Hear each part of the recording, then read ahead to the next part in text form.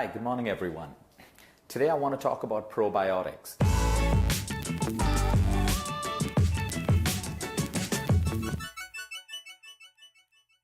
Today I want to talk about probiotics because people think that, oh, let me have that kombucha, let me have my probiotic pill, let me have a bowl of curd and it should be all good. But we need to understand that the human body and the gut doesn't work that way. So very quickly, in your gut, you have microbes. You have good microbes and you have bad microbes. Now, the good microbes help you digest your food. So before we decide on how to get the good bacteria in the colony growing and flourishing, let's talk about the bad bacteria and what happens with bad bacteria. What keeps your bad microbes happy? What keeps them growing? Sugar, white sugar, junk food, processed food, highly processed food, genetically modified food, foods that are high in soy, especially genetically modified. These are foods that your bad microbes want. So what I'm going to share with you is non-dairy, and you can make this at home. Your grandmother probably made it for you while you were a kid. So let's get straight to it. I call it the Great Indian Probiotic. You need like a large glass jar or a ceramic jar. I'm going to post this in the notes post the video.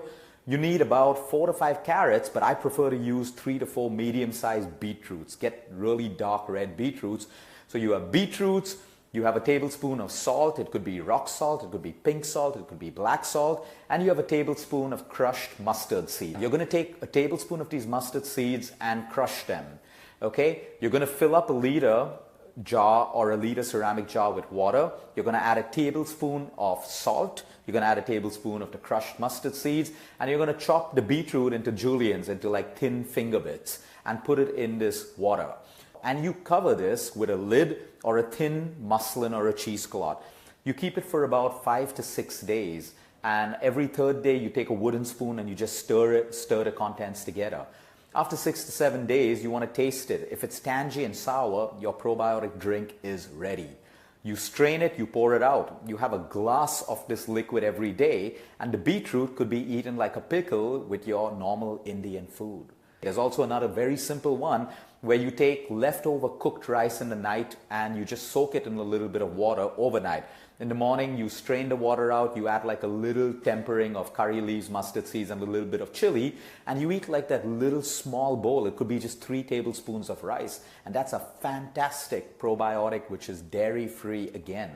You do this and I can promise you, you change the health of your gut. When you change the health of your gut, there are so many beautiful things that are going to happen in your body. Your skin's going to look better. Your hair's going to look better. Your energy levels are going to improve because your cells get the right nutrients. If you have any inflammation in the body caused because of autoimmune issues, thyroid problems, joint pains, that tends to get better as well when we clean up our gut and let the gut function the way it's supposed to be. Everyone have a great day. Until next time, eat smart, move more, sleep right, and breathe deep.